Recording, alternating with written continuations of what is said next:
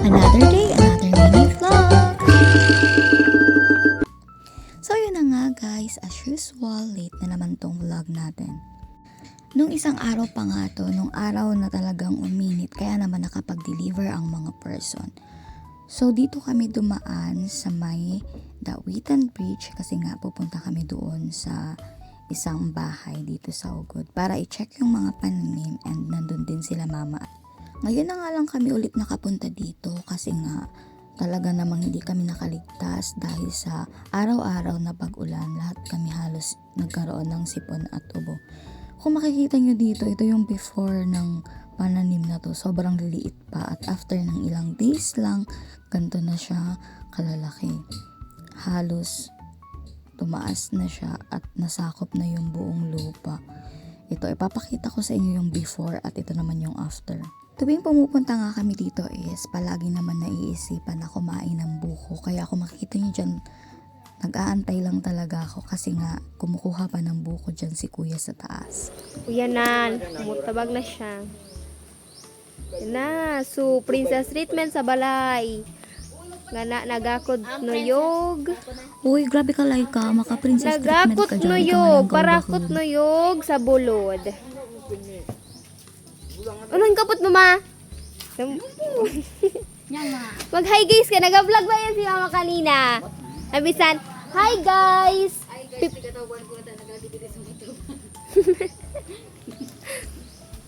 Kupiling sang pagkaput. 3 months. 3 months na po siyang, busog.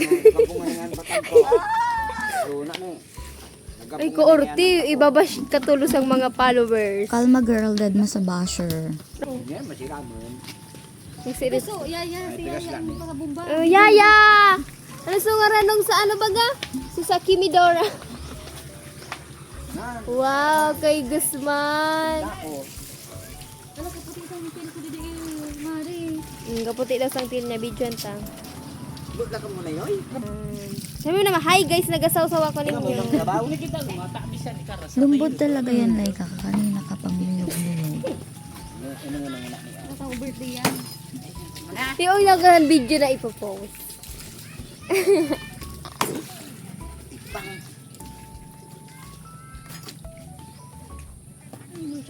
Yung pita sa darag pila wala mo ipagarin yun ng pinanit na. Kina mo na.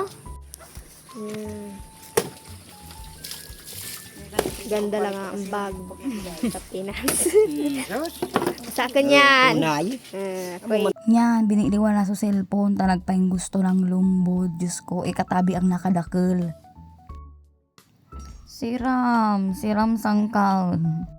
Ako yan Oh, Diyos ka gayon.